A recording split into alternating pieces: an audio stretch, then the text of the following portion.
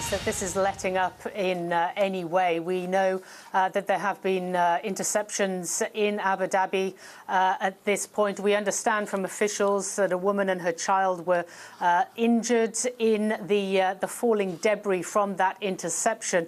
Here in Dubai, we have heard a number of interceptions and seen a number overhead.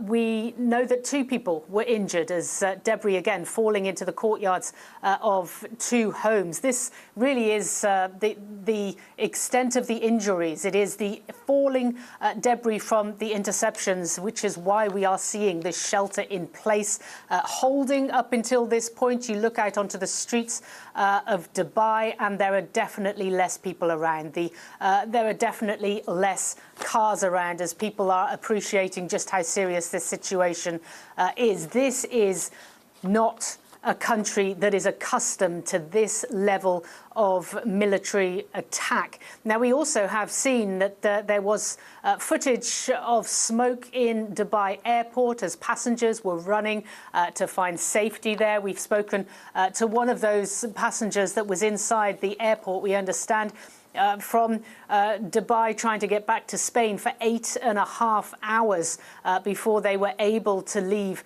and get back to the relative safety of a hotel basement.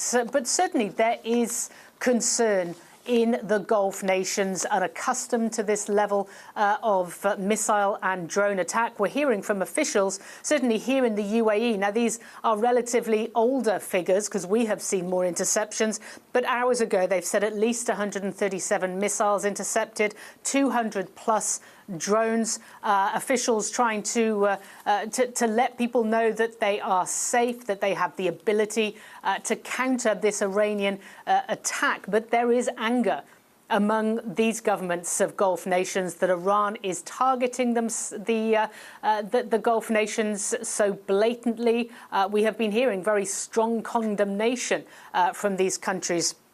And one interesting point as well, the fact that Oman has now found itself a target of 2 Iranian drones. This according to Oman's news agency, saying that it struck a commercial port, it struck mobile workers accommodation unit, 1 injured there. But Oman is the mediator, or was the mediator when diplomacy was still alive between the US and Iran. The fact that they also are finding themselves targeted is significant. The US Embassy in Oman telling everybody to shelter in place, a warning that the US Embassy across the Gulf nations has had in place now for well over 24 hours.